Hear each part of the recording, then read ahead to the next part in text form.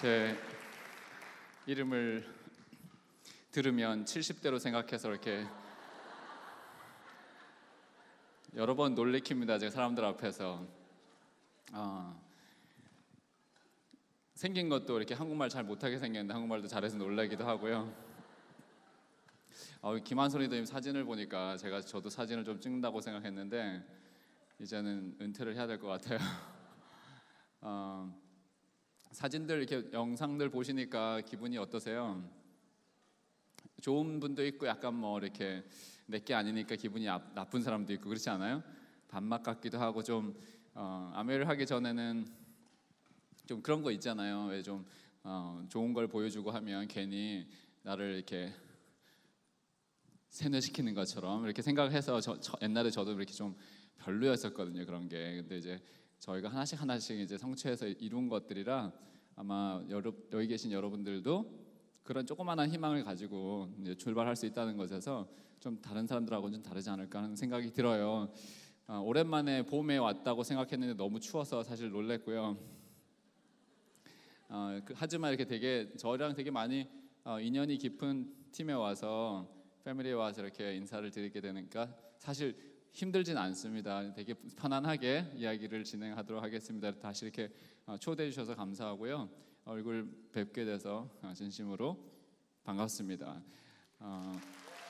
그리고 여러분들의 성장에 진짜 이렇게 멀리서 들으면서도 항상 축하하는 마음 계속 갖고 있고요. 앞으로도 더 큰 성취 있으시길 바라고, 제가 아까 함부로 타는 차를 아마 영상에서 보셨을 거예요. 아까 그 플래티넘 리더님 함부로 타는 차 이렇게 소개하셨는데 그 아까 빨간 차가 저희가 집에서 실제로 가장 함부로 타는 차입니다.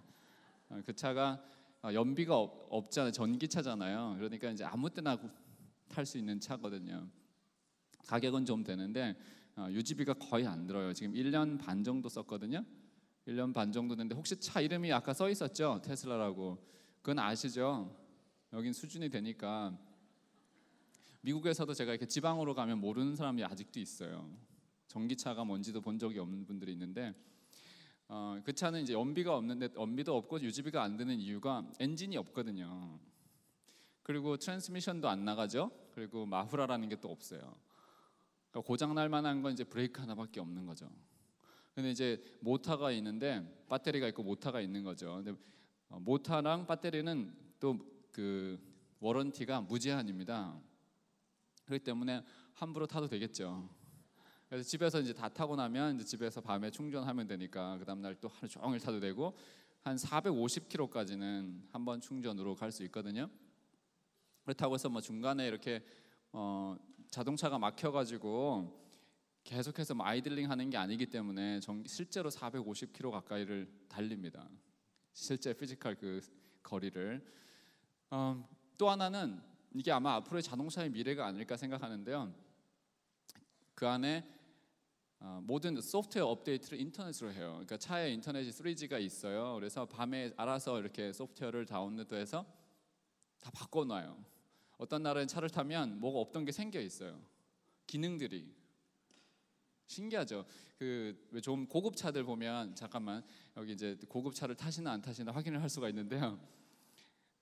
오르막길에서 잠깐 이렇게 제동을 걸었다가 다시 출발할 때 차가 뒤로 조금씩 밀리죠. 여기서 네 하신 분들은 제 속으신 거예요. 없단 소리거든요. 이게 고급차가. 고급차들은 그 브레이크를 한 2초 정도 다시 홀드하고 있다가 다시 그냥 올라가거든요. 근데 테슬라 샀는데 그게 없었어요. 놀라지 않겠어요? 가격은 센데. 그래갖고 약간 이상하다 그러고 있었는데 어느 날 갑자기 넣었어요. 인터넷으로. 그러니까 그 기능이 들어가 버린 거죠. 또 하나 이상한 게 있었어요. 이게 후진할 때 보면, 즉 빠꾸할 때 보면 뒤에 이렇게 라인이 보이잖아요. 이렇게 이쪽으로 가면 이렇게 꺾이는 게. 그런데 그 꺾이는 선이 안 보였었거든요.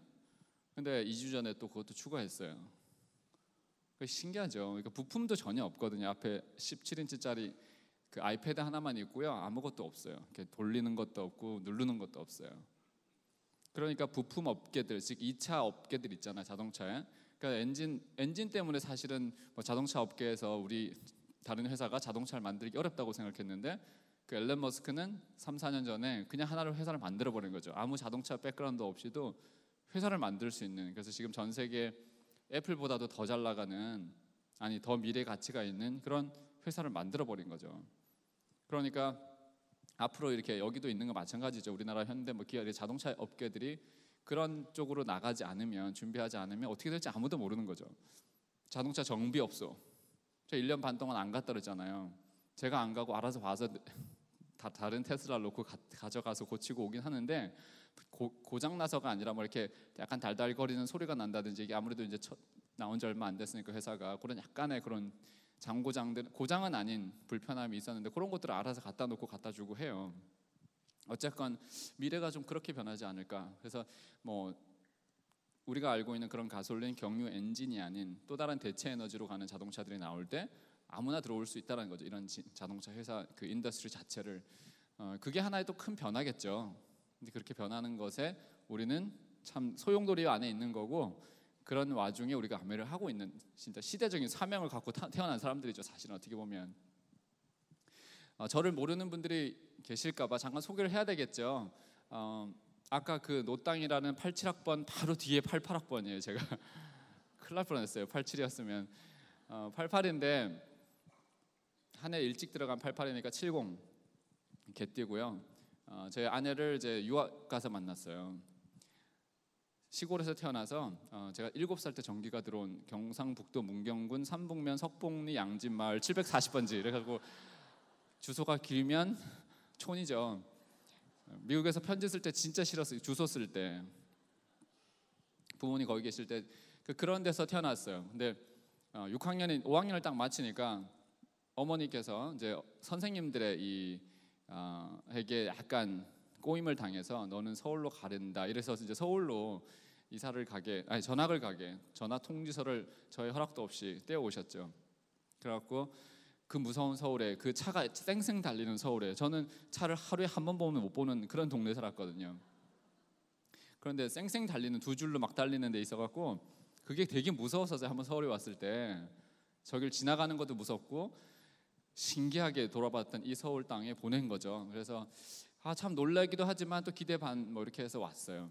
우리 어머니는 그때 그 점촌이에요. 또 이게 들으셨죠? 점촌에 그 시외버스 터미널 대합실에서 바깥에서 이제 저를 보시면서 빠이빠이, 창가에서 빠이빠이 하시면서 이제 저는 누나랑 같이 서울로 이제 올라오는 그런 그 장면이 아직도 잊혀지질 않아요. 제 나이 12살에. 그러니까 11년을 같이 살고 그 다음부터는 사실은 부모님의 품을 떠나서 살았죠. 그래서 이제 형님하고 누나하고 같이 살면서 이제 서울 생활을 했고요.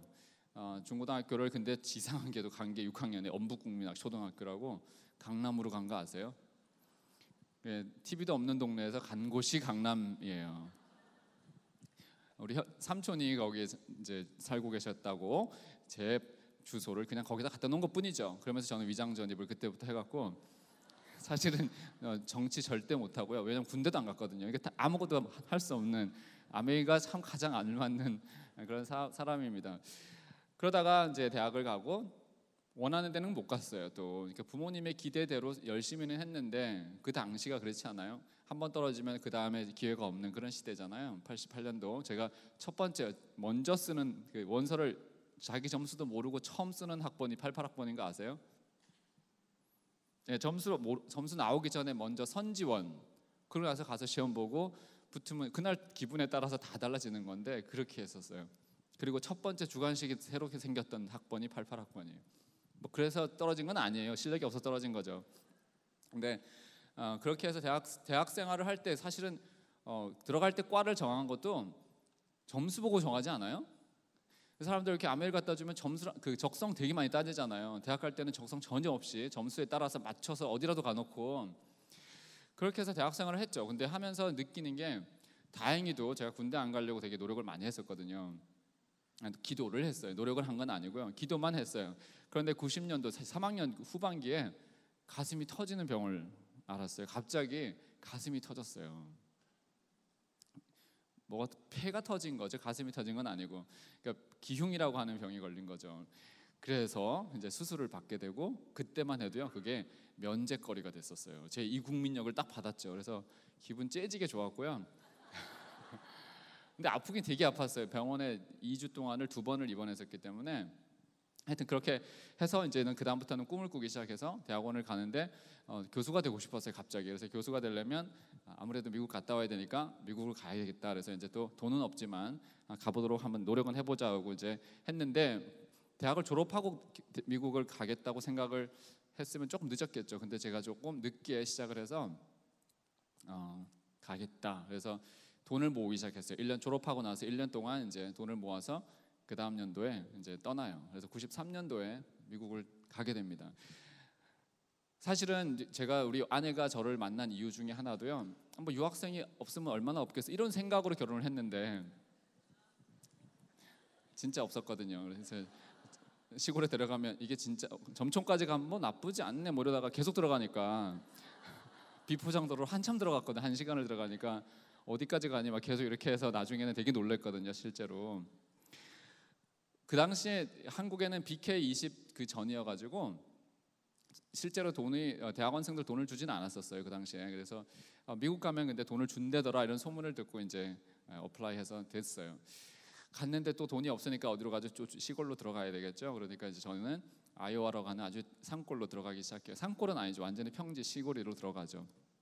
거기에서 이제 7년을 공부를 했는데 거기서 제가 93년에 가서 5년도에 제 아내를 만납니다. 그래서 4년도에 교회를 이제 옮겼는데 5년에 거기에서 만났고요. 6년도에 결혼을 했어요.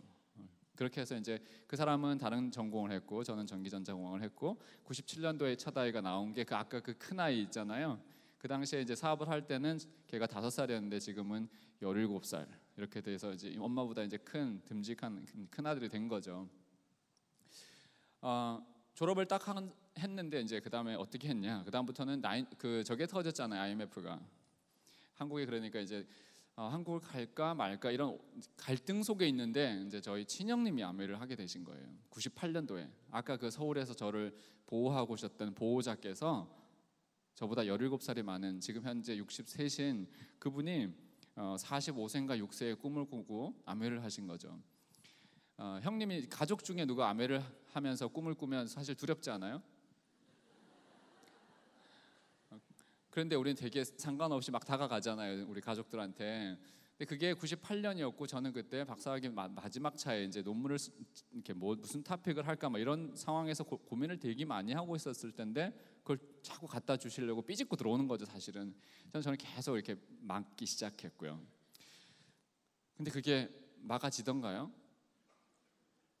근데 저는 막아냈어요. 되게 단단하게 막았죠. 되게 어떨 때는 매몰차게, 어떨 때는 되게 냉정하게 잘 막았어요. 그래서 이제 제가 그때까지는 당연히 학생이니까 안 된다 이러면서 막았는데 직장을 딱 들어가고 나니까 제가 원하던 회사를 가긴 갔죠.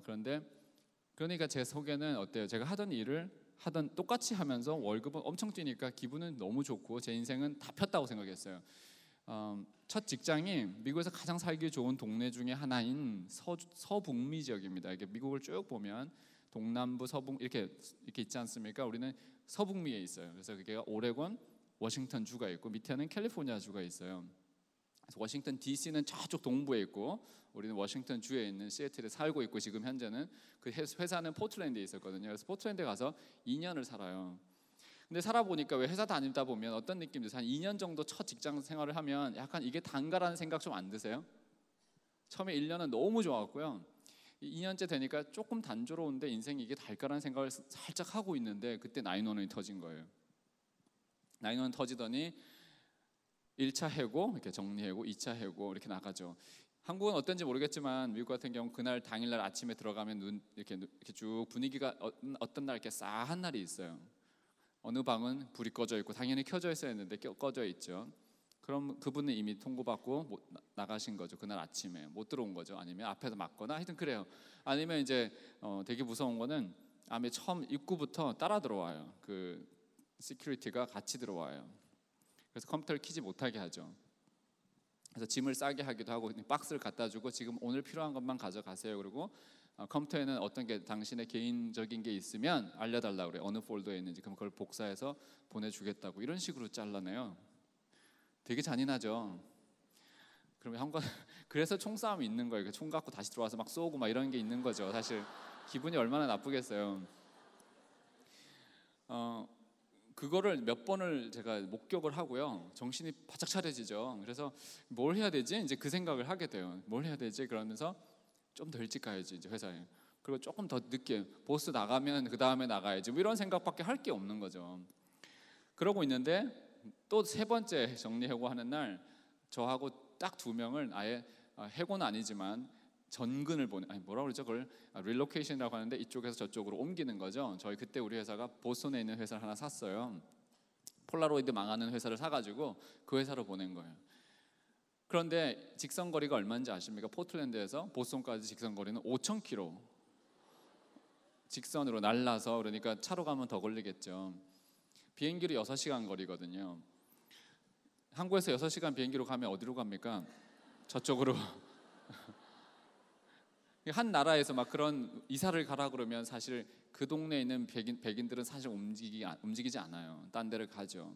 근데 이제 그 당시가 911 터진 2002년, 그러니까 2001년 이후에 2002년이니까 사실은 갈 데가 없어요. 다 다운사이즈 하고 있었기 때문에. 그리고 나서 보스턴에 제가 3달 후에 이제 가게 됩니다. 그게 9월 달이에요. 참 어리석은 게 7월, 8월이면 미국엔 다 이사를 다 합니다. 왜냐하면 9월에는 새 학기가 시작하거든요. 그래서 참 집을 팔 때는 거의 3, 4, 5, 6 이때 다 내놓지 않으면 그 다음부터는 집 팔 확률이 되게 낮아지는데, 그 당시에 제 믿음이 세다고 했잖아요. 그래서 여기 분명히 다른 게 있을 거라고 생각했기 때문에 안 판 거죠. 3달 동안. 통보는 6월 4일 날 받았거든요. 2002년. 그리고 나서 2002년 9월 달에 제가 결국에는 옮기죠. 그러면서 그때 집을 내놨으니까 집이 당연히 안 팔리죠. 그래서 집값도 못 받고, 언제까지 안 팔렸냐면 그 다음 연도 9월까지 그 다음 연도 6월까지 안 팔린 거죠. 그래서 10개월 동안은 계속 돈을 따로 내게 돼 있었어요. 그러니까 거기 가서도 돈 써야 되죠. 여기서 돈 써야 되죠. 제가 돈이 많았겠어요? 월급을 받아도? 그러면 한 1,000불, 2,000불씩 100만 원, 200만 원이 되게 아쉬운 상태잖아요. 그럴 때 이제 제 마음에 아메이는 아니지만 무엇인가를 해야 되겠다는 생각을 조금씩 하게 됐어요. 저는 그 보스턴에 가서 2달을 하숙을 한 시기가 있었는데, 가족이 다시 이사 오기 전까지 그 시간이 저한테는 가장 큰, 지금도 생각하면 괴로움이었기도 하지만 지금 생각하면 이 사업을 받아들일 마음의 준비를 그 당시에 다 하지 않았나 싶어요. 2002년도에 무선 인터넷이 집에 없었습니다. 그래서 제가 골방에 들어가서 할 수 있었던 거는 회사 갔다 와서 밥 먹고 씻어도 8시잖아요. 그러고 나서 해봤자 할 수 있는 게 책 보고 그냥 글적거리고 일기 쓰는 거예요. 그리고 집에다 전화 한 통 하는 걸로 끝나는데, 그게 그래도 4시간을 어떻게 보내겠어요? 4시간 정도를. 그걸 2달을 해보세요. 그러니 안 풀리는 숙제를 이제 풀기 시작합니다. 도대체 내가 왜 이 시간에 먼 곳에 나도 모르는 집에 와서 혼자서, 가족은 저기, 그때 아이가 4살, 2살 너무 예쁠 때인데도 멀리서 내가 이러고 있지? 그것도 시차가 3시간이나 차이 나는 이곳에서 내가 뭘 하고 있는 걸까? 이런 생각을 한 거죠. 이게 인생이 다일까? 막 이런 고민, 진지한 고민을 나이 32살에 해요. 철이 좀 빨리 들게 된 거죠, 사실 저희 상황이. 그래서 제가 지금도 이제 많이 쓰는 말은 뭐냐면, 남편들이 예를 들어서 아직까지 뭔가를 안 한다, 안 움직인다, 사업의 비전을 못 봤다 그러면 전화기를 뺐고요, 컴퓨터를 뺐고 골방에 넣어주세요. 그리고는 책만 넣어주세요. 물하고 이렇게 하루에 4시간만. 뭐 4시간 정도는 할 수 있잖아요. 2주만 하면 사업하겠다고 다 결단하고 나올 것 같아요. 호랑이와 곰이 있잖아요.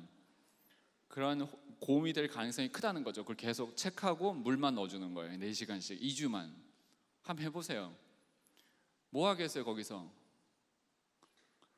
1주만 해도 가능할 수 있어요.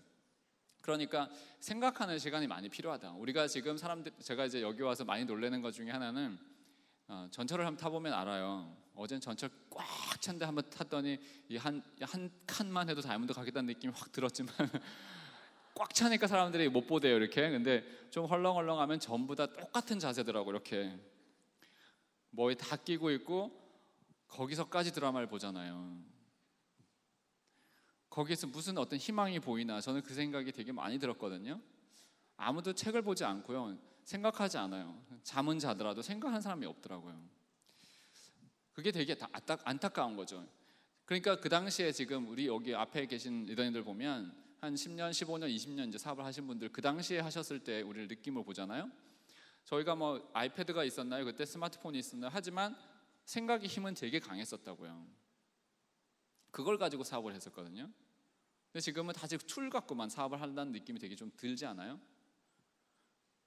뭐 이런 말 하려고 한 건 아닌데 그렇게 제가 골방에서 2달 동안 있었던 그 시간이 저에게는 답을 찾게 된 유일한 계기가 되었는데, 내가 왜 이럴까에 대한 답은 한 가지 찾았어요. 내가 직장인이기 때문에 그렇다라는 답이었어요. 다른 게 전혀 없었어요. 내가 직장인, 즉 인플로이라는 그 이유 하나만으로 이런 인생을 살 수밖에 없다는 답이 나왔죠. 그 다음에 생각한 거죠. 그러면 내가 계속 직장인으로 살면 앞으로 할 수 있는 것과 못하는 것들을 한번 체크해 본 거죠. 못하는 걸 생각했더니 어떤 거였냐면, 한국에 자주 갈 수 없다. 자주도 아니고 1년에 한 번도 갈 수 없다. 두 번째, 내가 살고 싶은 다시 서북미 지역으로 가서 살 수 없다. 세 번째, 내가 그렇게 원하는 아이 또 하나 셋을 낳을 수 없다라는 거였어요. 안 이상하세요? 내가 근본적으로 원하는, 그러니까 인간의 기본적으로 요구되는 그런 그 욕구를 충족할 수 없다라는 사실이에요. 직장인이면. 그럼 왜 저는 한국에 이렇게 1년에 한 번씩 왔어야 되느냐, 오고 싶었냐 하면, 아까 말씀을 드렸듯이 저는 7남매 막내거든요. 막내 7째가 제일 이뻤고요. 제 나름대로 생각에, 어머니 입장에서 그렇게 생각해서 이쁘고 그래도 공부 잘한다고 하는 애가 11년 살고 떠났어요. 명절 때마다 전화하면 너 혼자 빠졌다는 얘기를 계속 들었을 때 그 마음이 어땠겠어요. 그리고 그 당시에 저희 40에 보셨기 때문에 벌써 73이었거든요, 연세가. 그러면 앞으로 10년이면 10년 더 사신다고 가정했을 때 5번 볼까 말까죠. 볼까 말까. 어쩌면 4번, 3번, 아니면 정말 비행기 안에서 울면서 그냥 마지막 여행을 할 수도 있는 그런 이민자들이 얼마나 많은지 몰라요. 사실 실제로 부모님 돌아가셔도 못 오는 사람도 되게 많습니다. 왜일까요? 우리가 산다고 하면서, 열심히 산다고 하면서, 그러면서 꿈을 꾸고 갔는데 오질 못하네요. 이상하지 않습니까? 이유는 직장인이라는 거죠. 월급을 얼마를 받고 이게 문제가 아니라 직장인이라는 그 사실 하나가 저를 그렇게 할 수 없도록 만들었어요. 답이 나왔죠. 그럼 직장인이 되지 말아야 되겠다는 거죠. 근데 어떻게 먹고 살아야죠. 미국에 살아야 되니까 지금은 직장 생활을 할 수밖에 없는 거죠. 여기서도 제가 지금은 이제 1년 반 만에 한국에 왔지만, 자주 들락날락 할 때는 사실은 지방에 있는 우리 형님보다 제가 부모님을 더 자주 뵀어요. 웃기지 않아요? 여기서도 사실은 부모님 얼굴 보러 가는 게 그렇게 만만하지 않죠. 요새는 뭐냐, 이제 효라는 것에 대한 정의를 내려봤어요. 어디서 봤는데, 우리가 아이들을 너무 사랑해서 집에 가서 아이를 보면 어떻습니까? 안게 되잖아요. 좋으면 안게 되고, 그 다음에는 어떻게 돼요? 부비게 되죠. 근데 우리 부모님은 우리한테 그런 마음이 없을까라는 생각을 다시 해보게 되면, 부비고 싶을 때 옆에 있어주는 게 바로 효라는 얘기를 어디서 들었어요. 그러니까 이제 사실 말씀은 그렇게 하시지만, 와라 이렇게 말씀은 못 하시죠. 부모님이 너만 빠져서 참 그렇다라는 말씀을 하셔도 넌 안 올래 이런 말을 못 하는 이유가 또 상황 형편을 봐주시는 거죠. 그런 인생을 언제까지 살까라는 생각하니까 답답해 미치겠더라고요. 그리고 언젠가 또 회사에서 절로 가야 돼, 이번엔 그러면 또 가야 되는, 제 터를 다 버리고, 웃기지 않습니까? 거기서 만들어 놓은 제 모든 터전을 버리고 가야 되는 그런 운명이 너무 싫었던 거죠. 근데 그게 싫은 사람도 있고 좋은 사람도 있어요. 아니면 아무 생각 없는 사람도 있고, 그것도 나의 선택이지 않을까 싶은데, 그렇게 해서 생각했어요. 그러면서 2002년 이제 추운 겨울을 보낸 이후에 봄이 됐을 때 무슨 생각이 들었냐면, 뭐라도 하자. 그래서 이제 와이프하고 둘이서 잠이 안 오는 겨울들을 보냅니다. 저는 좀 잤죠. 근데 자꾸 깨워요. 은퇴 이후에는 뭐 할 거냐, 55세 이후에는 뭐 할 거냐, 의대 가지 않을래, 뭐 이상한 소리를 계속 하기 시작해요. 괴롭지 않게, 남편이 옆에서 그러면 괴로울 것 같아요. 근데 잘 자는 남편들의 특징이 있어요. 뭐가 있을 거라는 생각 안 하세요? 잘 자면 뭔가 있을 거예요. 물어보세요. 깨워놓고 아니 숨겨놓은 게 있을 수도 있고요. 다른 계획이 있을 거라는 거죠. 없으면 잠이 올 수가 있나요? 그거는 언제부터 잠이 오지 않냐면, 써보면 돼요. 저와 같은 그 일주일의 시간 한번 겪어보시면 잠이 오지 않는다는 거죠. 자, 그때 마음의 준비가 되었을 때, 뭔가를 찾을 준비가 되었을 때 씨를 뿌리기 시작하면 다 들어갈 것 같아요.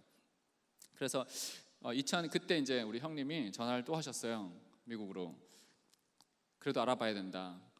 그 당시만 해도 제가 세탁업도 알아보고 와이프를 위해서 집에서 놀잖아요. 그러니까 노는 걸로 생각했죠. 그러니까 저 사람한테 뭔가를 주면 참 좋겠다. 왜냐하면 나는 이걸 하니까 다른 걸 하면 얼마나 좋을까, 이런 생각으로 조금씩 그를 위해서 제가 알아본 거죠. 뭘 하나를 찾아주려고 했다가 그런 사이에, 그러니까 제가 이것도 저것도 알아보는 그런 과정에 있었기 때문에 아메이라는 것이 들어와서 그때는 별로 저한테는 큰 거부감 없이 오케이 알아보고 멋있게 거절하겠다는 그냥 어떤 그런 교만함이 가득하게 가서 사업 설명을 들어요. 생각해 보시면 석사 박사 뭐 해봤자 자기 분야만 아는, 즉 깊이만 있지 오히려 넓이는 더 모르는 사람들인데도 괜히 박사 그러면 많이 하는 척하는 거예요. 아니잖아요. 많이 하는 게 아니라 깊이 하는 거잖아요. 진짜 무식하거든요. 다른 쪽은 인정을 안 하시는 분이 있을지 몰라도 사실 자기 거밖에 모르죠. 제가 경영학도 아니고 경제학도 아니고 인문사회과학도도 아닌 공돌이가, 예를 들어서 공대생이 비즈니스를 갖다 줬는데 비즈니스를 판단을 한 말이 그 자체가 이미 이상하지 않습니까? 근데 저는 뭣도 모르고 그렇게 생각을 했던 거예요. 근데 우리 주변을 보면 그런 사람 진짜 많아요. 내 전문도 아닌데 막 판단을 하죠. 근데 사업 설명을 들으러 갔는데 듣고 나서 그날 12%가 설명했어요. 저 딱 보니까 제가 지금 해도 그보단 잘하겠다는 생각을 하는 그 정도의 모습으로 사업 설명을 했는데, 그런데 그게 그분의 설명이 들리는 게 아니고 그 얼굴을 이렇게 쭉 보게 되죠. 저 사람이 왜 하나, 이런 거 있잖아요. 그리고 내용을 보니까 집에 가서 한번 검토를 더 해봐야지 하는 정도에까지 갔는데 왜 그럴까요? 그 사람이 그냥 솔직해 보였고요. 뭐 하고 있었냐면 대학원생이었거든요.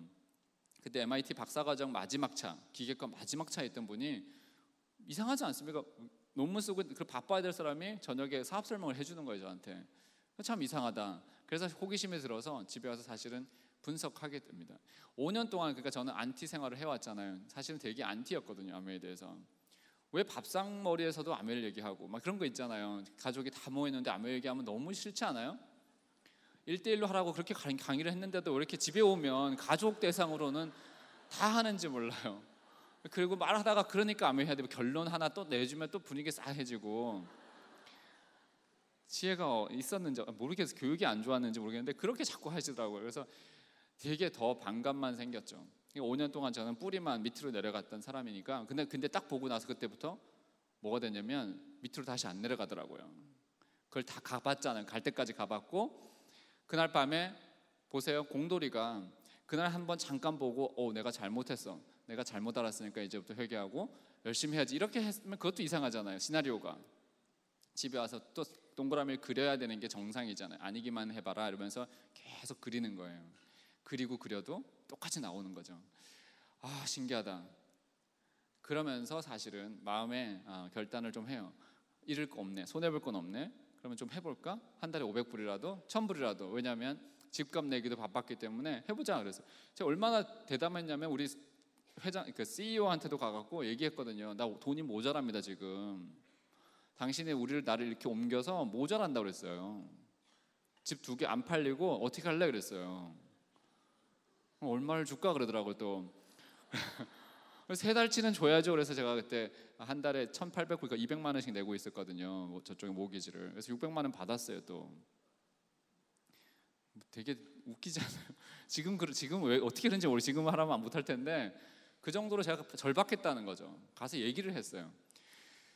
그런 상황에서 자 들어왔어요. 그러면 이제는 제 생각에 나는 회사를 가니까 못하니까 아내를 꼬셔야지, 이렇게 된 거죠. 자고 있는 아내를 얘기했죠. 그랬더니 절대로 안 듣죠. 이틀 동안 저 혼자 가서 들었거든요. 그래서 이틀 동안 되게 많은 설득을 통해서 하게 돼. 같이 알았어 이렇게 얻어낼 때까지 이틀이 걸렸어요. 되게 오래 걸린 거죠. 보통 이제 정상적으로 서로 존중하다 보면 그 정도는 돼야 되지 않겠어요? 그러니까 뭐냐면 저는 되게 스스로가 상식이 되게 제한된 상식을 가지고 있는 자가 5년 동안에 기회라는 게 들어오는데 저는 그 제한된 상식으로 눌러버렸던 거고, 제가 거기서 보스턴에서 사업을 전달하니까 또 사들이 많잖아요, 박사들이. 그들은 또 어때요? 똑같은 생각으로 판단을 또 하기 시작하죠. 부끄러운 일 같은 거고, 자기가 하기엔 창피한, 너는 괜찮지만 나는 창피한, 이런, 너는 아메이 배지 달아라 나는 안 단다, 뭐 이런 거 있잖아요. 그렇게 얘기하는 이유가 또 비즈니스를 몰랐기 때문에, 그 사람은 모르면서도 자기 나름대로 한 거죠. 근데 여러분들 혹시 석사 박사 위에 뭔지 아세요? 박사보다 높은 게 밥사잖아요.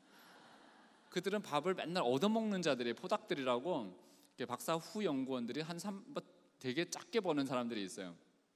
그런 사람들이 남들을 그렇게 판단하고 있었을 때 저희는 제대로 된 생각들을 해 나가기 시작한 거죠. 그러면 왜 사람들이 물어보죠. 어떻게 이렇게 잘 할 수 있었느냐, 이렇게 자꾸 좀 물어봐요. 근데 이유는 제가 아무리 생각해봐도, 제가 사업을 했던 여러 개 해서, 그러니까 뭐랄까 많이 해서 남들보다 훨씬 많이 해서 했나, 이런 생각을 저도 해봤거든요. 근데 생각해보면 제가 직장을 다니는 상황에서 남들보다 많이 할 수 있는 상황은 아니잖아요, 이미. 그렇죠. 저녁에 하고 주말에 하고 이거밖에 없는데 어떻게 할까라는 생각을 계속해서 저도 숙제를 풀어봤어요. 미국 친구들도 그래요. 저한테 물어보면 너는 일주일에 몇 번의 플랜을 보여주냐, 하루에 3-4번을 보여주냐. 왜냐하면 2년 반에 다이아몬드 갔기 때문에 계속 물어보는 거예요. 근데 아무리 생각해도 아니거든요. 저는 우리 맨날 쇼텐 하잖아요. 10명을 보여주면 그 중에 2-3명이 한다는 얘기를 그렇게 하잖아요. 난 거기에 충실했는데 왜 이렇게 물어볼까, 이제 이런 생각들을 하게 돼요. 제가 답을 몇 개 드릴게요, 좀 이따가. 하여튼 제가 이제 사업을 받아들이고 나서 보세요. 이사 간 지 한 4개월 5개월 됐나 말까 그럴 때잖아요. 멀리 타주에서. 여러분들 같으면 스폰서님 한국에 계시죠. 책 보내주고 테이프 보내주는 정도로 끝나죠. 그리고 미팅장 없죠, 이런 거. 스폰서님 안 계시죠. 친구도 없죠, 옆에 아는 사람. 사업을 하겠다는 마음 먹기가 쉽겠어요? 어렵잖아요. 그럼에도 불구하고 했었던 이유는 그 2달 동안의 제 묵상 기간이 고독한 기간이 있었기 때문에 뭐라도 해야 된다는 그 절박함에서 하기 시작했다고 생각해요. 저는 그것이 저의 원동력이었다고 생각해요. 누가 보면 그게 전부 다 걸림돌이거든요. 그죠? 하지 말아야 되는 이유들인데 저는 그거를 다 해야 되는 이유로 바꿨고, 실제로 그랬기 때문에 제가 어떤 일을 했냐면, 아무도 스폰서님 안 계시니까 내가 더 많이 배우고 빨리 배우고요, 가르치기 위해서 배우고요. 또 하나는 사람이 없기 때문에 멀리 가기 시작했어요. 저희 미국에서 한 4-4시간은 근거리예요. 차로 4시간은 그냥 로컬이고요. 좀 그러니까 장거리 그러면 차로 한 적어도 8시간은 가야 좀 간다고 그래요. 아니면 비행기를 타든지 둘 중에 하나. 근데 다니기 시작하죠. 4시간 5시간, 보스턴에서 한 뉴욕까지는 4시간 정도면 왔다 갔다 커버가 다 되거든요. 그렇게 다니기 시작해서, 비행기 타고 다니기 시작해서 지금 실제로 이제 미국의 되게 가장 넓은 지역에 사업체를 만들어내가 하고 있는 네트워크를 만드는 거죠. 그러니까 어떻게 보면 되게 어려웠던 것이 지금은 오히려 더 큰 열매를 맺을 수 있었던 원동력이 된 거죠. 이런 여러 가지 디딤돌이 됐다는 이런 얘기들은 되게 많을 거예요. 또 하나 이제 빠르게 했던 이유 중에 하나는, 저는 그래요. 이게 우리가 자영업이면 나만 근면하고, 그죠? 나만 잘 웃어주고 이렇게 해서 열심히 하면 될 텐데, 자영업이 아니라는 사실이죠. 자영업이 아니었기 때문에 가져야 했던 게 뭐냐라는 거죠. 제가 가져야 했던 것들은 남들이 가지지 못했던, 즉 남들이 생각해보지 못했던 것들에 대한 생각, 그걸 우리는 어떤 사건에 대해서 또는 사물에 대해서 뭐에 대해서 깊이 있는 생각들, 즉 나만의 생각, 신념이라는 것에 대해서 이제 더 묵상하기 시작했고요. 그걸 내가 확고하게 가지기 시작했어요. 사실 내가 믿고 있는 것들에 대해서 동의하는 사람들끼리 모여 있는 거잖아요. 사실 이 집단도 그렇지 않습니까? 내가 생각하는 것과 같게 생각하기 때문에 여기 있는 거잖아요. 이 토요일 날, 그렇죠? 원하는 것이 있고 이루고자 하는 게 있기 때문에 와 계신 거예요. 분명히 물론 알아보고자 하는 분도 있겠지만 중요한 건 이 자리에 있다는 것이 중요한 거고요. 뭐에 대한 신념이 필요할까라는 거였어요. 초반기에 이제 사업을 하다 보면 아까 그런 그림들 보이잖아요. 이것 때문에 사업해요. 사실 그렇지 않았거든요. 저희는 한 달에 200만 원 때문에 사업했거든요. 제가 회사를 그만둘 거라고 생각은 요만큼도 못했고요. 다시, 물론 꿈은 꿨어요. 다시 서북미 지역으로 이사를 가자. 그건 저의 꿈이었어요. 그런데 직장 다니면서 할 수 있었던 건 아니기 때문에 그냥 마음에 원함은 있었죠. 그러면 큰 꿈을 가져야지 사업이 될까라는 거예요. 그 꿈이 어떤 꿈이냐에 따라서 달라질 거란 생각을 합니다. 크기만 해서 되는 게 아니라 그것이 정말 얼마만큼 간절히 원해야지만 되는지, 그게 더 중요한 거지 큰 건 안 중요한 거예요. 왜냐하면 저는 2,000불 때문에 시작했고요. 그러고 나서 했더니 너무 좋아지는 거예요. 2,000불, 그러니까 200씩 들어오면 좋아지지 않겠습니까? 아메이가 매달 들어오면 좋아지죠. 그러니까 좋아지니까 더 하게 된 거예요. 더 하게 되니까 이제 회사를 그만둘 만큼 수입이 된 거죠. 그러고 났더니 꿈이 계속 성장해서 지금 이런 삶을 살고, 제가 원했던 것보다 정말 수백 배의 결과를 갖다 준 게 이 사업이거든요. 전 저기에 있는 어떤 사진도, 제 인트로에 나오는 어떤 사진도 제가 공돌이였으면, 아직도 소프트웨어를 짜고 있으면 하나도 찍을 수 없는 사진들입니다. 병풍을 놓고 찍으면 찍겠죠. 근데 찍을 수 없는 사진들이에요. 저거는 제 나이가 지금 한국 나이로 46이에요. 그러면 회사에서 보면 부장 말년차 뭐 이러지 않습니까? 이제 나올 준비 다 하고 있는 때거든요, 제 친구들이. 근데 저는 지금 제가 원했던 40이 아니라 35에 제가 했던 일을 그만둘 수 있을 정도까지 갔다면, 그리고 제 나이에 아무 생각이 없다면, 일에 대해서 걱정이 없다면 이미 그 자체가 벌써 성공한 거 아닌가요? 제가 이력서를 본 적도 없어요. 벌써 10년이 넘게. 그것만 해도 어디예요, 사실. 저희 형님이 63이에요. 다이아몬드죠. 미팅장 다니지 바깥에 산과 들로 다니지 않는다는 거죠. 저는 다이아몬드 정도지만 제가 봤을 때는 그 자체가 큰 동기부여가 돼요. 저 나이에도 할 일이 있을 수 있는 거, 젊은이들과 교류할 수 있는 거 있잖아요. 사실 제 친구들이 이미 들과 산을 갈 아웃도어를 사기 시작하겠죠 이제. 이게 바로 저한테는 아메리카가 주는 여러 가지 것들 중에 하나의 큰 가치가 아닐까 생각하고요.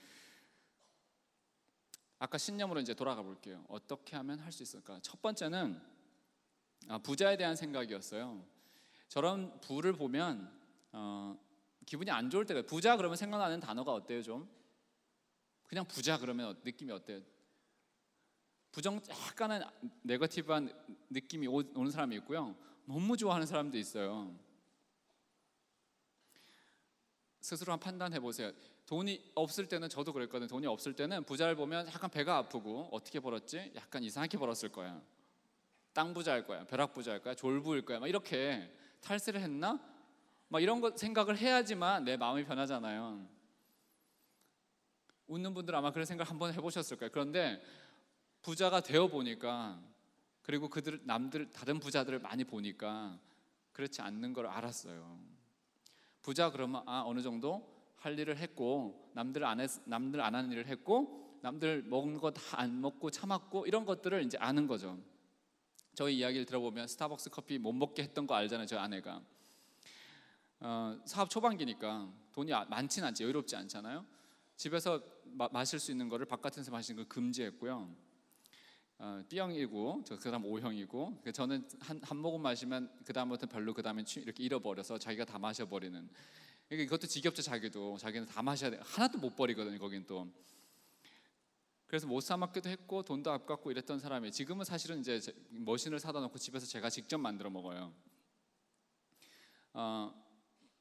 혹시 그걸 갖고 계신 분 있습니까? 에스프레소 머신에다 해갖고 이렇게 라떼 같은 거 만들어 드세요, 댁에서. 진짜 재밌어요. 타주는 것도 재밌고 만들어 먹는 게 너무 재밌어갖고 계속 만들어 주니까 이제 그만 좀 만들어 달라고, 옆에서 자기 커피 너무 싫대 이제. 이렇게까지 이제 변한 거죠, 저희가. 근데 부자에 대한 것도요, 내가 돈이 있으면 좋고요, 돈이 없으면 싫은 사람이 부자예요.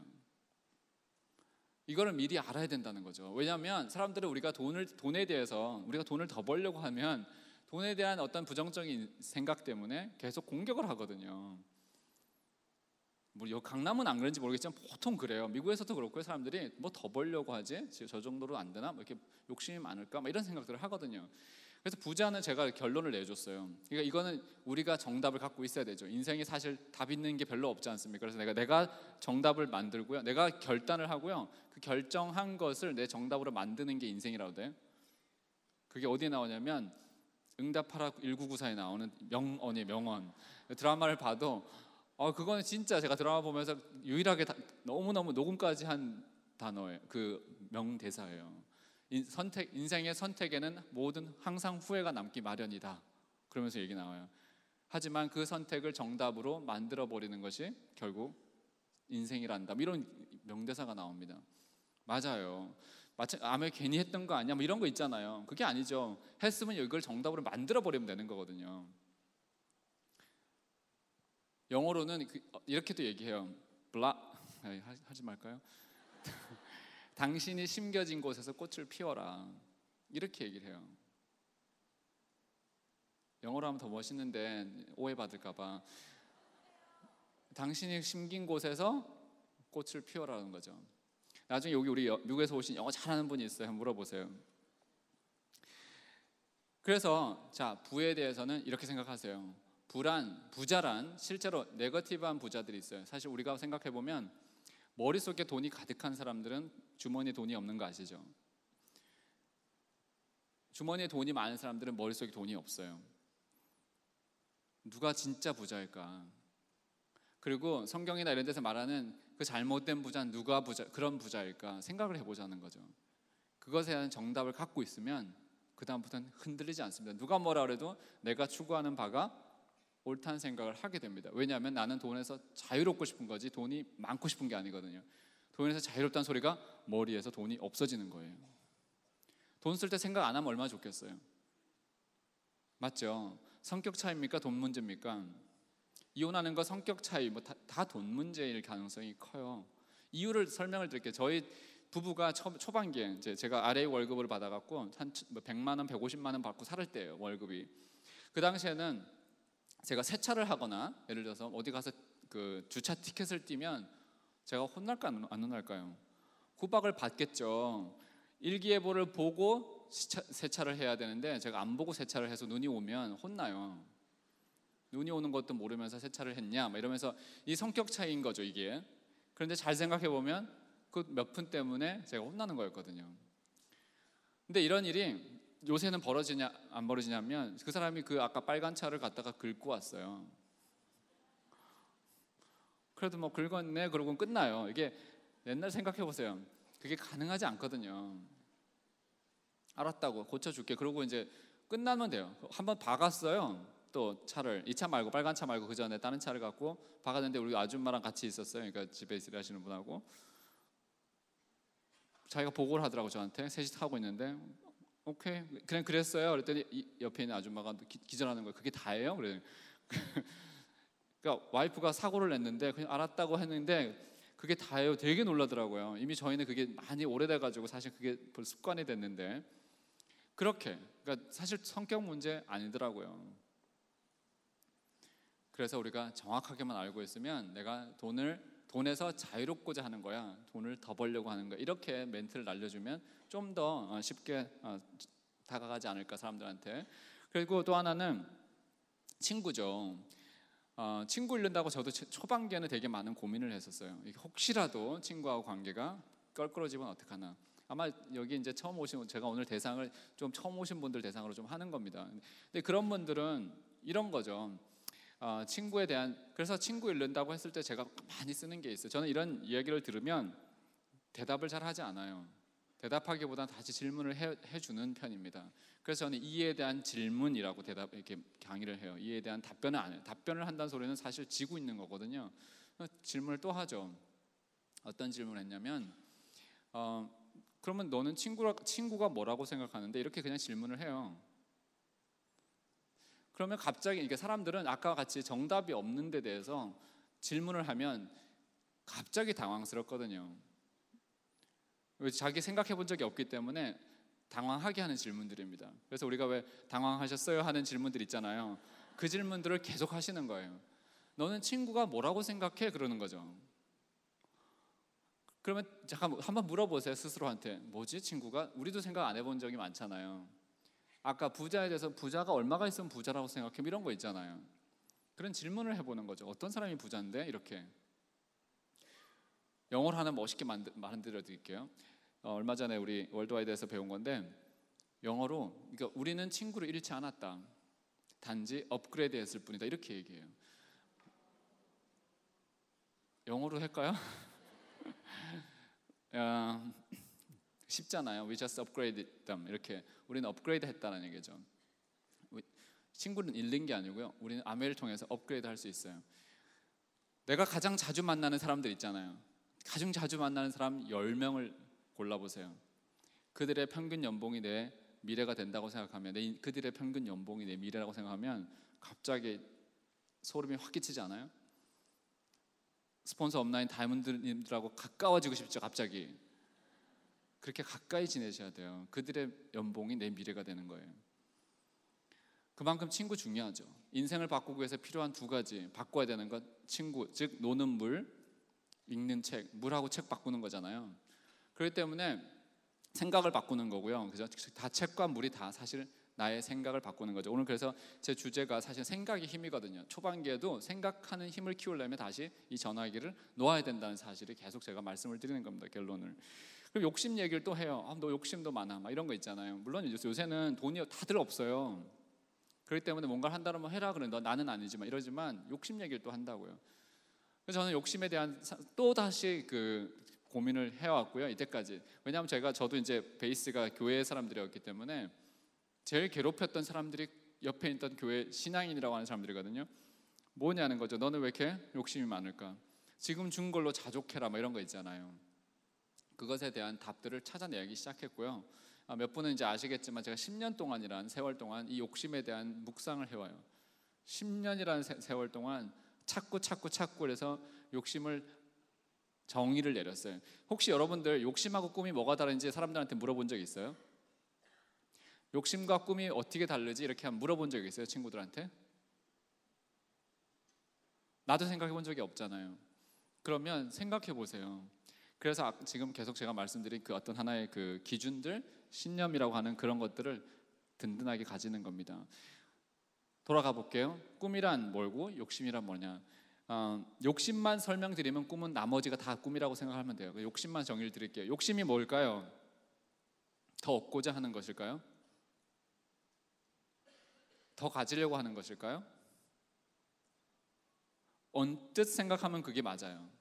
그런데 실제로 그건 답이 아니에요. 애를 셋 가진 분 있습니까? 혹시 자녀가 셋이다, 셋 이상, 좀 느낌이 오실 텐데, 그렇다면 만약에 아이를 더 가지려고 하는 거 욕심인가요? 그러니까 이미 정의가 틀려가고 있는 거죠. 그 사람들이 말하는 게. 진짜 정의를 제가 언제 찾았냐면, 애가 셋이니까 좀 그게 나왔는데, 우리 집에 자두 5개가 있었습니다. 제 와이프가 자두를 5개를 이렇게 씻어냈어요. 만들어낸 게.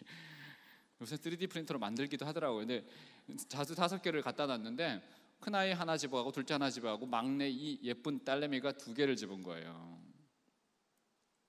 아무리 예뻐도 용서 안 되는 거죠, 그런 건. 그렇죠? 그러니까 하는 얘기가, 첫 번째, 동시에 저와 제 아내가 뭐라고 했냐면 욕심쟁이 이렇게 얘기했어요. 몇 개 남았죠? 1개가 남았거든요.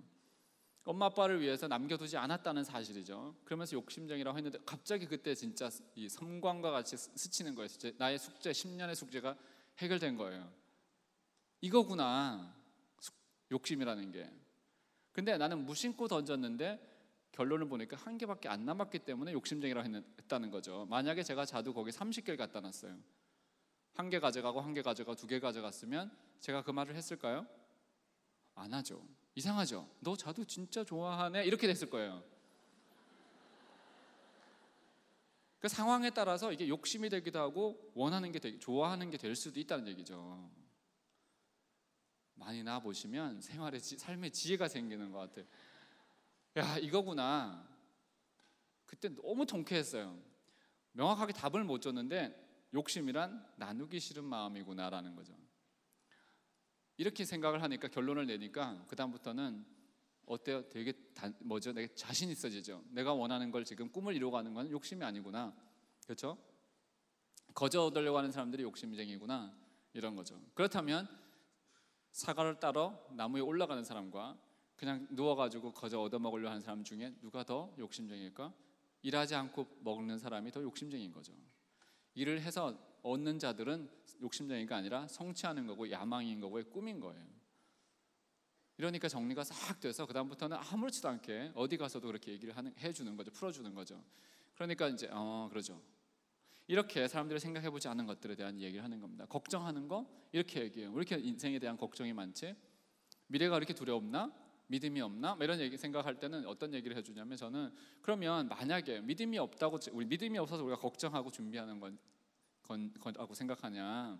그게 아니라는 겁니다. 저는 그래서 그때는 이렇게 얘기해요. 개미와 배짱이 중에 누가 더 믿음이 좋다고 생각하냐고. 그러면 당신은 그럼 배짱이가 더 믿음이 좋다고 생각하냐? 미래에 대한 걱정 없이 아무런 생각 없이 그냥 사는 사람들에 대한 질문을 하는 거죠. 그러니까 그런 답이 없는 거죠. 그러니까 사람들도 그냥 얘기해요. 그러니까 믿음 있는 사람들하고 사는 사람들이 미래에 대한 얘기 자꾸 얘기하면 걱정이 많은 인간으로 자꾸 취급해 버리거든요, 우리를. 저희가 그런 걸 좀 많이 당했었어요, 초반기에. 그래서 답을 주는 겁니다. 준비하는 자가 걱정을 하지 않아요, 사실. 걱정하는 자가 진짜로 준비를 했기 때문에 걱정하지 않는 거예요. 걱정하지 않기 위해서 준비하는 거거든요. 맞죠? 그래서 우리가 지금 미래에 대한 걸 이렇게 아까 쓰나미라고 표현을 하셨는데, 저도 사업 설명할 때 항상 쓰나미 표현을 써요. 세 개의 쓰나미가 온다. 지금 이 세상에 세 가지 큰 쓰나미가 오는데, 우리가 쓰나미를 본 적도 없고 경험한 적이 없어서 사실 두렵지 않아서 몰라서 도망 안 가는 거지. 이게 쓰나미라고 생각한다면 도망 안 가겠어요. 바로 짐 싸들고 남산으로 올라가죠. 이것이 바로 아까 장수가 문제가 되는 이 100살 넘어가는 이 시대고요. 세상의 과학이 너무 발전하는 거고요. 아까 같이 제가 말씀드렸던 그 전기차 같은 거 나오는 것들이 사실은 엄청난 쓰나미인 거죠. 과학이 발달하는 거죠. 무인차들 나오는 거고요. 무인차가 이제 앞으로 한 4, 5년이면 나와요. 테슬라의 그 새로 나온 모델이 벌써 그 오토 파일럿 기능이라고 해서 비행기가 뜨면 혼자서 가는 것처럼 이미 자동차에 그 기능이 들어와요. 운전자들이 앞으로 어떻게 살아날까? 운전사 되게 많잖아요. 택시도 그렇고 너무 많잖아요. 버스도. 그냥 다닌다고 생각해 보세요, 무인차로. 그때는 어떻게 될까? 세상에. 이거 생각하면요, 진짜 10년 안에 다 올 거거든요. 이거는 100% 와요. 이미 무인차에 대해서는 너무 많은 것들이 준비되어 있기 때문에. 그러면 그다음 그때 가서 어떻게 하지? 무인차면서 전기차예요. 부품이 없어요. 그냥 이동 수단이 되는 거죠. 주차장 같은 문제들 별로 심각해지지 않을 거라는 거예요. 집에 갖다 놓고요, 막 이렇게 알아서. 아침에 일어나서 내가 차도 밑에서 지하 주차장에서 혼자 올라오는 건 지금 아우디 같은 건 다 돼 있거든요. 신기하죠. 이제는 자동차가 아니고 다 컴퓨터거든요. 이번에 벤츠가 새로운 컨셉카를 라스베가스에서 세계 컨슈머 일렉트로닉 쇼 있잖아요. 전 세계 제일 크게 하는 거. 거기에서 컨셉카를 내놓은 게 무인차였어요. 그래서 앞에 자동차가 뒤로 같이 둘러 앉아 있는 기차처럼 그런 형태의 차가 나와 있는 거죠. 옆에는 다 스크린이고 영화 볼 수 있게 하고 회의할 수 있게 하고. 그러니까 차에서 자기 시작하니까 이제 미국 같은 경우는 호텔업이나 이런 것들도 이제는 좀 덜 될 거라는 생각을 하죠. 그래서 주유소라든지 뭐 이런 여러 가지 업종들이 이제는 변해가는 거죠. 그게 바로 우리가 겪을 거고요. 이미 로봇가 호텔에서 수건 갖다 주는 거 이런 거 있잖아요. 잔심부름하는 로봇은 이미 등장했어요. 자, 이렇게 변해가는 상황, 즉 쓰나미를 알고도 준비 안 하는 건 뭐죠? 믿음이 너무 좋거나 아니면 아무 생각이 없거나 둘 중에 하나인 거죠. 자, 그러면 제가 며칠 전에 이런 한 프로스펙트를 만났어요. 질문을 하더라고요. 혹시라도 사업을 하다가 몇 년 후에 내가 이게 적성이 안 맞았다고 생각했을 때 그만두면 이 시간이 너무 아깝지 않나요? 이렇게 얘기하더라고요. 그런 소리 많이 듣죠. 하긴 괜찮은데 했다가 아니면 어떡하지? 이런 거. 그것도 똑같죠. 아까 자기가 선택한 거를 정답으로 만들면 되는데, 제가 그런 얘기를 했어요. 아메이로 보지 말아라. 그랬어요. 아메이를 안 보고 아메이라는 포장지를 뜯어버리면 그 안에 뭐가 있죠? 아메이라는 포장지 안에는 여러 가지 모습이 있죠. 우선은 가르치는 게 있어요. 티칭하는 게, 프레젠테이션이 있고, 어떤 경우는 사람들 만나서 수다 떠는 것도 있고, 어떤 때는 뭐가 있을까요? 배우는 거예요. 세미나 가서 참석하는 게 있겠죠. 아니면 어떨 때는 내가 집에서 제품을 쓰는 게 있어요. 그냥 생활이죠. 이런 걸 다 이렇게 뜯어봐라. 포장지 안에는 뭐가 있나.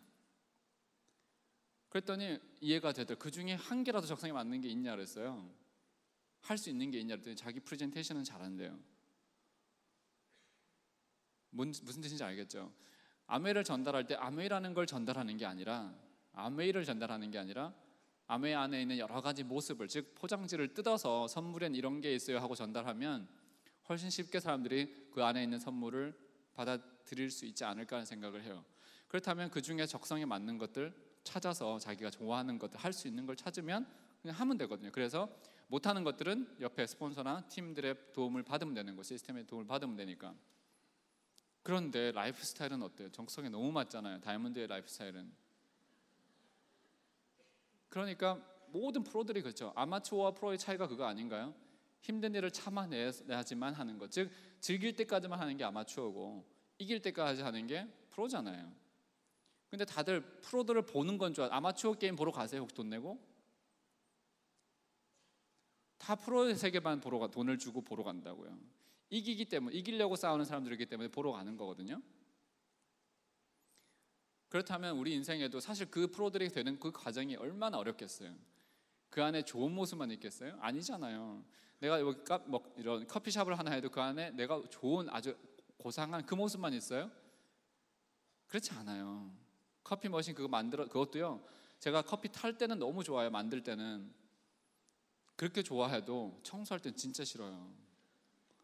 청소 되게 깊이 해야 되거든요. 그거를 식초물 넣어가지고 한참 빼야 되고요. 그거를 자주 해줘야 되거든요. 그럴 때는 아니란 말이에요. 세상에 그런 모습들이 다 있다라는 거죠. 그래서 아메이즈 전달할 때도 그래, 포장지 까서 이런 선물들이 있는데 뭐 하실래요? 이렇게 그렇게 해보면 아마 좀 쉽지 않겠나라는 생각이 들어요. 그랬더니 이해를 하더라고요. 또 하나 적성 문제에 대해서 저는 이런 생각을 많이 했습니다. 원하는 것들 있잖아요. 우리가 꿈 그러면 저런 거 없어도 살 수 있는 정도까지 사람들이 그렇게 얘기해요. 나 그런 거 없어도 괜찮아 이렇게 얘기하는 경우 있죠. 그렇기 때문에 원하는 것에 대해서 너는 꿈이 뭐야 라는 것보다 너는 앞으로 올해 필요한 게 뭘까? 10년 후에 필요한 건 뭘지? 30년 후에 필요한 건 뭘까? 필요한 것들이죠. 지금 남편들이나 아내나 지금 회사를 가는 이유가 뭐죠? 필요한 돈을 벌러 가는 거죠. 필요하니까 가는 겁니다. 우리 아이도 아침 학교 가기 되게 싫어하는데 적성이 안 맞아 하는데도 필요하니까 가는 거예요. 가야 하니까 가는 거죠. 그런 것에 대해서는 아침에 기도 안 하죠. 오늘 학교를 가야 됩니까? 안 가야 됩니까? 맞죠?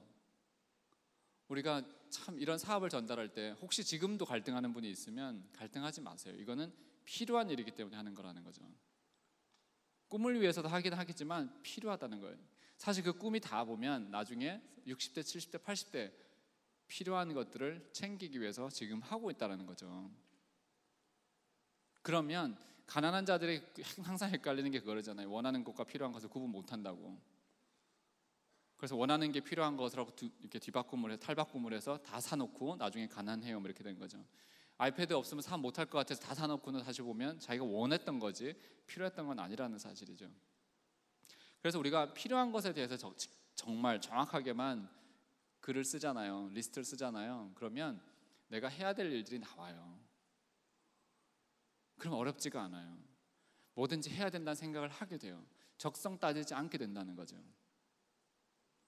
내가 매일 회사에 출근하고 밤늦게까지 시달려서 들어오는 아까 그런 그 첫 번째 발표하셨던 그런 일들을 하지 않아도 된다는 거죠. 자, 그러면 다시 이제 돌아가면 적성 우리가 커버했고요. 욕심 같은 거 커버했고 부자 같은 거 다 커버했죠. 제가 사업하기 전에 이제 첫 번째 저한테는 꿈에 대한 얘기를 제가 사업을 하기로 결정했던 제가 얘기를 많이 했던 게 뭐였냐면 아까 돌아가 보면 뭐였냐면 꿈이라고 제가 얘기를 했지만 제가 부모님을 만나러 가겠다라는 것이 저의 뭐였죠? 첫 번째 이유에 올라가 있었거든요. 그리고 나이 40에는 좀 자유롭고 싶다, 서부로 이사 가고 싶다 이런 거였어요. 물론 수석 타임도 되고 나서 아이도 낳고 서부로 이사도 간 거예요. 다 했죠. 근데 저는 이제 사람들이 아메를 한다고 할 때 이렇게 얘기하는 거죠. 너랑 여행 가고 싶어서 이런 얘기 하잖아요. 나랑 여행 가자 그러면서 자꾸 꼬시잖아요, 사람들을. 근데 거꾸로 입장에서 생각해 보면 아메 하는 사람이 자기랑 아메 여행 같이 가자면 기분이 더 무섭지 않아요? 아무 생각이 없이 그냥 나만 좋은 걸 갖고 얘기하는데 그쪽 입장은 아니죠. 거기 가서 내가 당하라고? 어떻게 가지 거기를? 말도 안 돼. 다 아메 하는 사람들이잖아. 아무리 좋다 그래도 그게 들리지 않는 거죠. 그리고 아메 하면서 나는 노후 준비를 위해서 하는 거야. 너도 노후 준비 해야 돼. 이런 어떤 되게 뭐라 그러죠? 그런 거를 되게 아무 느낌 없는 즉 효과 없는 말들, 그냥 두리뭉실한 말들, 그런 말들 가지고 후원을 하려고 하는 사람들 되게 많잖아요. 그러지 마시고 이렇게 한 번만 더 생각해 보세요. 어떻게 하면 더 정확한 말을 할 수 있을까? 어떻게 하면 둔탁한 게 아니라 샤프한 얘기로 할 수 있을까? 저들의 마음을 움직일 수 있을까라는 거 있잖아요. 그러면 이렇게 얘기할 수 있어요. 내가 노후를 위해서 내가 이거 아메를 하는 거야, 이런 거 말고 전 세계 여행을 가기 위해서 이런 거보다는 부모님 집 사주려고 하는 거, 이런 것도 사실은 그 부모님은 좋지만 옆에 있는 친구가 좋은 건 아니거든요. 그래서 말 한마디를 바꾸는 거죠. 더 샤프하게. 옛날엔 저는 우리 이제 미국 같은 경우 노인 아파트가 많거든요. 노인들이 이제 갈 데 없어서 가는 아파트들. 그래서 난 노인 아파트 가기는 정말 싫어. 이런 얘기를 좀 썼고요. 그리고 나이가 들어서 얻어먹는 인생보다는 베풀고 살고 싶어. 이런 말들로 그냥 그거를 노후 준비란 이야기를 바꿔버리는 거죠. 하나씩. 그렇게 얘기하면요, 아무도 저의 그 고상한 꿈을 건드리지 못해요. 근데 나랑 여행 가는 거고요, 세계 여행 가는 거 막 그럼 또 건드려요.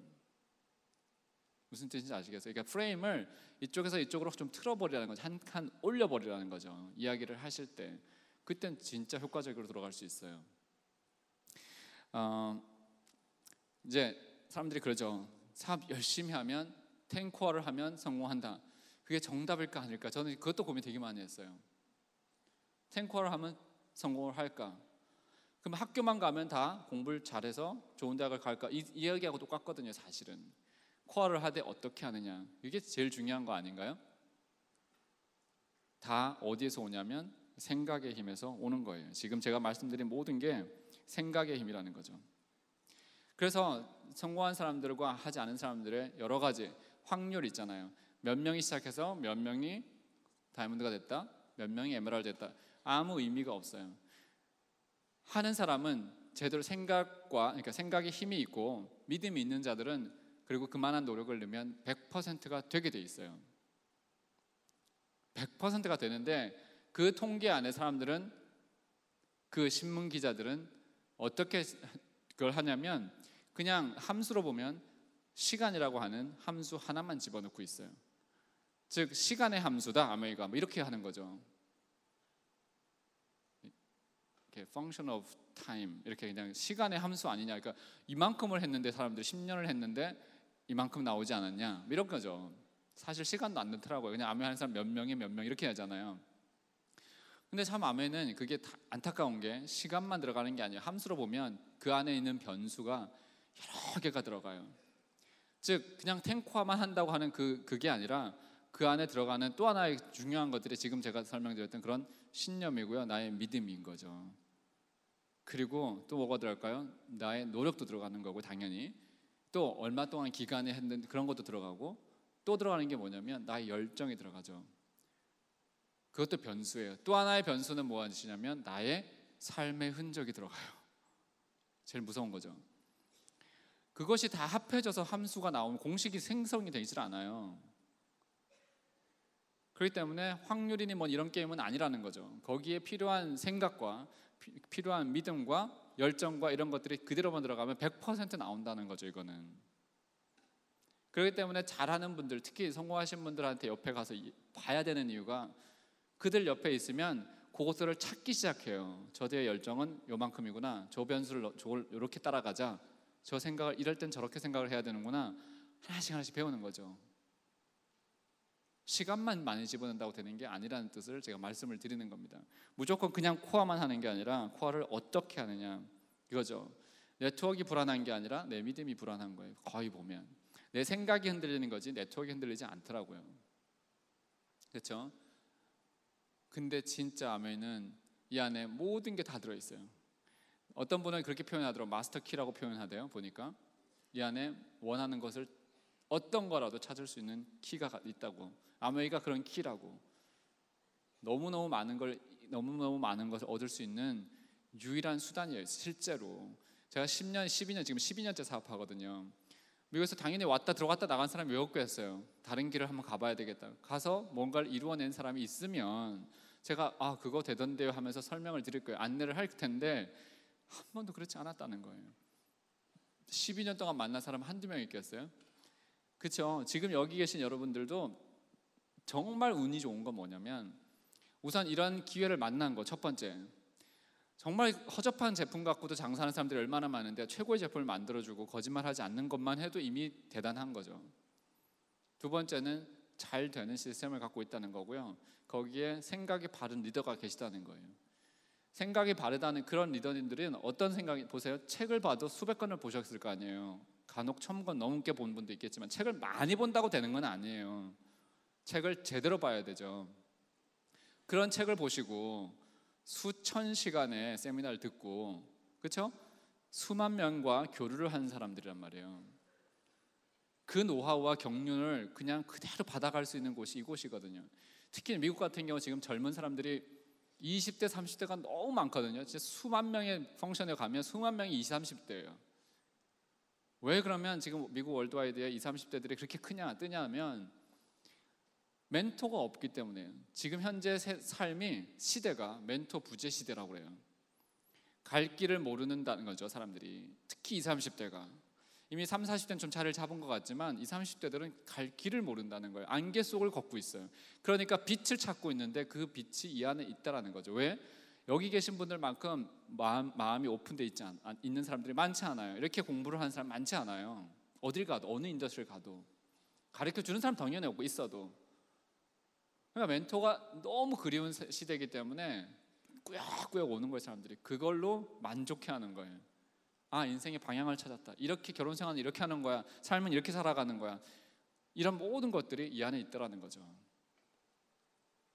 그렇기 때문에 이거를 아메이 그러면 사람 데려오고 물건 팔고, 이거는 진짜 빙산의 일각, 정말 밖으로 드러나는 표현 방법 중에 아주 극히 일부분이라는 거죠. 삶을 찾아가고요. 삶을 배우는 곳이 이곳이기 때문에 계속해서 오세요. 내 수입을 늘리고 싶은가요? 내 생각을 변하고 싶은가요? 그때 찾아가야 되는 곳이 바로 멘토들이거든요.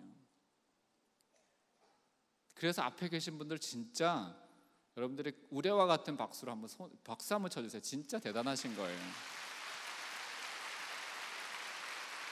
얼마나 좋으세요. 이런 분들이 계시는 게 앞에.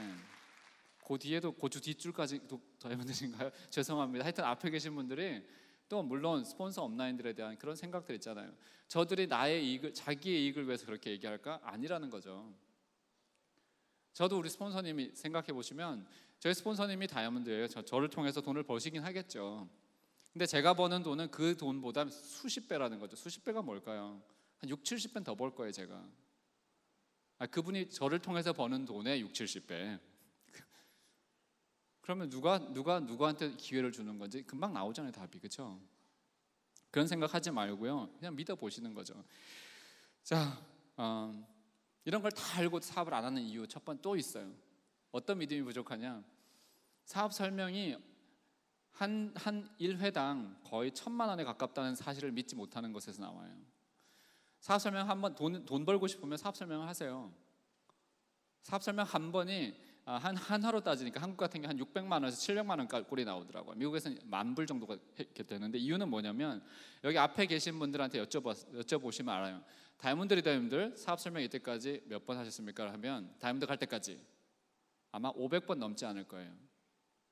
혹시 500번은 넘는다 하면 손 한번 들어보시죠. 넘어도 확실히 넘는다는 분 계세요? 혹시 다이아몬드 이상 계시는 분들 중에? 아니면 500에서 400에서 500 되니까 다이아몬드 되더라, 그 정도지 않아요? 안 세보셨어요, 표정들이. 근데 거의 제가 미국에서도 물어보거든요, 다이아몬드들한테 몇 번 정도였냐. 저도 다 썼거든요, 옛날에. 계속 썼거든요. 그러면 500번이라고 치면 500번이 다이아몬드 한 분이 버는 수입이 1억 5천에서 2억이라고 그러면 계산해 보시면 나와요. 자산이 얼마 정도 되나 딱 나오거든요. 얼마죠?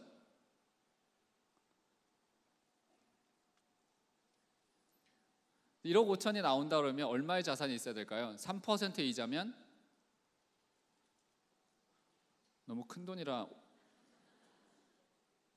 크게 좀 해주세요. 4, 50억이에요. 4, 50억. 5% 해도요, 깎아줘도 그래도 한 30억이 돼야 된다는 거죠. 5% 이자로 들어오는 거 없잖아요, 요새. 그렇죠? 그러면 4% 이렇게 생각해 보면 거의 40억이 들어가 있다는 소리예요. 40억에서 나오는 거예요. 사업 설명 몇 번 했다고요? 500번 정도 했잖아요. 사업 설명 500번에서 40억이 나오는데, 그러면 계산하면 한 번당 600만 원 나와요. 6, 700이 나와요. 우리의 월급이 사업 설명 한 번에 달렸다니까요. 이 믿음이 없으면 안 하는 거, 있으면 하는 거예요. 거의 100% 400, 500번 하면 100% 사업 그게 가능하다는 거죠. 왜냐? 그만큼 하는 동안 나는 믿음과 열정과 아까 그 말씀드렸던 그런 것들이 다 생기기 시작해요. 이제 몇 가지 정리를 하면서 마치겠습니다. 사람들이 사업을 하는 이유, 거의 다 이제 부모님들 같은 경우에는 자녀들을 위해서, 또 나의 시간과 돈에서의 자유를 위해서 하죠. 세 가지죠. 보통 시간과 돈과 자녀죠. 그걸 위해서 하는 분들이 여기 와 계신 건데, 안 하는 이유도 다들 보면 시간이 없어서, 돈이 없어서 애 보느라고 못 한다는 거예요. 이유가 다 똑같아요. 어떻게 할까? 그럼 어떤 사람들은 이걸 위해서 해서 이겼고, 어떤 사람들은 그것 때문에 졌냐는 거죠. 어디에서 나올까? 뭐 너무 제가 어려운 질문을 드리는 것 같죠. 탈출한 사람들을 보면, 탈출을 한 사람들, 즉 시간과 돈에서 자유롭고 자녀에게 원하는 것을 해줄 수 있는 정도. 근데 자녀 교육에 대한 정의도 이미 서 있어야 됩니다. 사실은 자녀 교육에 대한 정의가 내가 안 서 있기 때문에 맨날 나도 갈등을 하는 건데, 오늘 애가 이렇게 되면 어떡할까, 이렇게 되면 어떡할까 하는데, 자녀 교육에 대해서는 김미경 원장이 너무 잘해주죠. 아이들의 교육은 어느 대학을 가는 게 아니라 그 아이가 40이 됐을 때 어떤 모습으로 사는가가, 그것이 자녀 교육이라고 얘기하죠. 그렇기 때문에 이미 눈을 저기다 갖다 맞춰놓기 때문에 사실 상관이 없어요. 얼마 전에 저희 둘째 아이하고 셋째 아이가 다니는 이제 그 크리스찬 스쿨이 있어요, 학교가. 그런데 거기 갔더니 그 교장 선생님이 하는 얘기가 참 너무 멋있었어요. 명언이었어요. 우리 학교에서는 우리 아이들을 어떻게 가르치는지에 대한 교육 이념이죠. 한국말로 할게요. 우리 학교는 우리 아이들을 위해서 길을 만들어주고 있는 학교가 아니다. 우리의 교육 이념은 아이들을 위해서 길을 만들어주는 게 아니라 그 아이들이 어떤 길을 갈 수 있도록 아이들을 준비시키는 학교다, 이렇게 얘기해요. 어렵나요? We're not preparing the roads for the kids. We are preparing the kids for the any roads. 이렇게 된 거죠. 애들이 어떤 길로도 갈 수 있도록 단단하게 키운다는 거죠. 근데 우리 부모님들은 길을 내주잖아요. 산도 깎아주고. 그게 자녀 교육이라고 생각하는 거죠. 진짜 맞는 말이죠. 시대가, 애가 내 품을 떠나서 80년 사는데요, 누가 그 다음부터 길 내줄까요? 80년을 혼자 살아야 되는데 길 아무도 안 내준단 말이에요. 그런데 왜 이렇게 끼고 앉아있냐는 거예요. 끼고 앉아있는 거죠. 끼고 앉아있을수록 가장 많이 옆에 있는 사람의 생각이 전염되는데요, 아이한테. 자신 있으세요? 내 아이한테 내 걸 다 주고 싶으세요? 내 생각에 이 모든 이 근성들 같은 거 다 갖다 주고 싶으세요? 아니면 빨리 자유롭게 해야 된다는 생각을 하는 거죠. 맞죠? 아닌가 봐요. 정말 자녀 교육에 대한 진지한 고민이 있으면 그 말이 맞다는 생각이에요. 그렇다면 우리가 부모로서 정말 과연 진정한 교육이 뭘까, 이런 생각을 하는 거고요. 시간과 돈, 이거 여기서 어떻게 그럼 극복을 하느냐는 겁니다. 또 답을 드릴게요. 시간에서 자유롭고 싶으면, 돈에서 자유롭고 싶으면 이미 결론을 내야 됩니다. 결론을 내면 뭐가 나오냐면, 즉 이 사업을 하기로 하는데 다이아몬드가 되기로 한다. 즉 자유를 내가 이미 결론을 냅니다. 다이아몬드를 결론을 내면 어떤 일이 벌어지냐면, 다이아몬드가 되기 위해서 만들어낼 수 있는 시간과 돈이 나와요. 어떻게 나오죠? 궁리를 하니까 나오는 거예요. 계속 궁리하게 되는 거죠. 그렇게 해서 이럴 때 이 시간을 덜 자면 되고요, 이 시간 아까 말씀드렸던 그 필요한 것들을 위해서 나머지 불필요한 것들을 다 쳐내는 우선순위가 정해지는 거고, 돈도 마찬가지인 게 이 돈 안 써도 돼, 지금 쓰지 않는 것들이 나와요. 그래서 사업할 수 있는 어떤 그런 자금들이 마련이 된다는 거죠. 물론 돈이 들지는 않지만. 그렇죠. 그래서 돈과 시간에서 내가 결론을 내고 시작했을 때는 궁리가 되고 답이 나온다는 거죠. 갈등해서는 절대 답이 안 나와요. 갈등하면 계속 이유들만 내 앞에 딱딱 서요, 못 나가게. 그래서 결론을 미리 내고 사업하시고요, 그러면 충분히 모든 걸 다 얻을 수 있어요. 그걸 넘어가야지만 이 세 가지를 다 얻을 수 있다는 거죠. 근데 보시면 앞에 계신 분들, 즉 해내신 분들의 자녀들 무엇을 보았냐면 엄마 아빠가 무엇을 위해서 달렸고 그것을 얻기 위해서 내려놓았던 것 있죠. 아까 불필요했던 걸 내어놨고 불필요한 돈을 안 썼고 이런 모든, 즉 인생은 뭐죠? 트레이드오프라고 하죠. 영어로 트레이드오프에 이걸 얻기 위해서 뭘 하나를 버리는 그 과정, 이걸 선택하기 위해서 버려야 했던 것들을 아이들은 계속해서 지켜본다는 거죠. 그것이 제대로 된 진정한 자녀 교육이기 때문에 우리는 내가 지금 하고 있는 이 행위들 있죠. 물론 지혜롭게 해야 되겠지만 아이들하고 옆에서 시간을 보내주는 것만이 다가 아니라는 생각을 꼭 하시고요. 작년에 저희가 이제 히스패닉 그룹에 이제 초대를 받아서 2군데를 다녀왔는데, 이제 히스패닉은 멕시코 사람들하고 저 남미 사람들이 이제 보통 히스패닉이라고 그래요. 이렇게 스페니쉬를 쓰는 사람들을 한 2만 명 정도, 진짜로 엄청 커요. 진짜 그런 멕시칸들이 양복 입고 쫙 10,000명 넘는 사람들이 있는 그런 어리나에서 이제 그들을 보면서 느낀 짜릿함은 뭐였냐면, 소름이 끼친 게, 와 정말 그 아파트, 그들 막 한 아파트에 6명씩 살고 막 이렇게 화장실에 여기는 얼마, 화장실 따로 주고 부엌에서 자는 사람이 있고 뭐 이렇게 사는 사람들이거든요, 멕시코 사람들. 근데도 엄청난 그 열정으로 그 펑션비가 뭐 오는데도 $125거든요 어디나, 그 티켓비가. 그리고 자기 일거리를 떠나서, 하루 벌어 먹고 사람들이 떠나서 2박 3일을 펑션을 하고 가는 거예요. 그리고 그 자리에서 다음 펑션의 티켓을 벌써 10장씩 사요. $1,250. 그리고 가는 거죠. 그 10장 산 사람들 티켓, 여기 배지가 있거든요. 엄청나게 많은 사람들이 벌써 10장을 그 자리에서 산 사람들이에요. 가서 다른 사람들한테 판매하는 거죠. 근데 뭘 느꼈냐면, 와, 기회라는 게 간절히 원하는 팀한테 다시 빼앗긴다는 느낌이 들었어요. 한국 사람들이 약간 배를 불리고 있는 그 사이에 저들에게 더 간절히 원하는 이들에게 기회가 가더라는 거죠. 기회는 의리 있는 여인이 아니라는 사실을 알았어요. 그러니까 뭐죠 그런 거? 의리가 없어요. 기회라는 게 더 원하면 가요. 그러니까 우리 여기도 마찬가지죠. 내가 이런 기회를 소중하게 안 여기잖아요. 더 사랑하는 사람한테 간다니까요. 그거를 뼈저리게 느끼고 왔어요. 와, 그들의 매출이, 그 그룹의 매출이 미국 월드와이드 매출하고 거의 같아요 지금. 보통이 아닌 거죠. 그렇기 때문에 이 기회가 지금 나한테 온 거잖아요. 진짜 연모를 하세요. 사랑을 하시고요, 놓치시면 안 돼요. 얼른 가버려요. 더 사랑한다 내가 그러면 간다니까요. 정말 이 기회가 그냥 온 거 아니고요. 이제 우리는 정보화 시대로 들어오는 시대에 이제 좀 들어왔죠. 길목에 들어왔죠. 시대가 세대가 완전히 큰 흐름이 바뀌는 우리 과도기에 살아가고 있는 시대입니다. 그렇다면 아까 말씀드린 안개 속을 우리가 참 사실 헤치고 가는 부모 세대라는 거죠. 우리 자녀들을 위해서 사실 길 제대로 안 만들어 놓으면 힘들 거라는 거예요.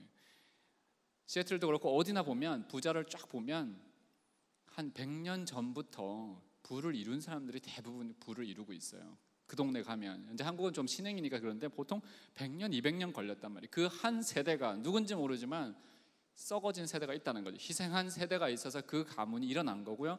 그 자녀들이 제대로 사는 거거든요. 우리 아이들 학교 이제 등록금 많이 좀 비싸거든요. 그 학교 아이들을 쭉 보면 그래요. 한 번도 이사 안 다닌 애들. 우린 10번 다녔거든요. 우리 아이가 태어나서. 애들은 이사를 안 다닌 것에 되게 신기해해요. 애가 이사를 다닌 것에 애들은 이상하게 봐요. 왜 이사를 많이 다녔니? 막 이런 거죠. 그런 아이들이 있는 곳에서 그 부모들을 보니 100년, 200년 전부터, 즉 어느 한 세대 30년 고생한 세대가 있더라는 거죠. 근데 아메이하면서 5년, 10년 해놓고 부자 아니라고 막 안 된다고 떠나잖아요. 우린 죽을 때까지 해서라도 이렇게 해야 된다는 생각을 하는 거예요. 제가 그 생각을 했어요. 우린 1세대잖아요. 우리 가문을 집에서 일으키는 우리 집안에 1세대인데 1세대가 50년에서 자유예요. 뭐 앞으로 우리 평생 자유예요. 이럴 수 있어요? 자체가 이미 기대를 너무 많이 하는 거잖아요. 그렇기 때문에 우리는 이 시대에 정말 이 흘러가는 이 과도기에서 길을 열어주는 세대고요. 썩어져야 되는 세대가 될 수밖에 없는, 즉 30년 이상을 이 사업을, 물론 고생은 아니에요. 너무 재밌어요. 성장하는 자체가. 그런 여러분들, 진짜 한 사람 있잖아요. 우리 가문에서 그 누구 기억되는 멋있는 진짜 가문의 주인공, 이런 분들이 여러분들이 되셨으면 하는 바람으로 마치도록 하겠습니다. 고맙습니다.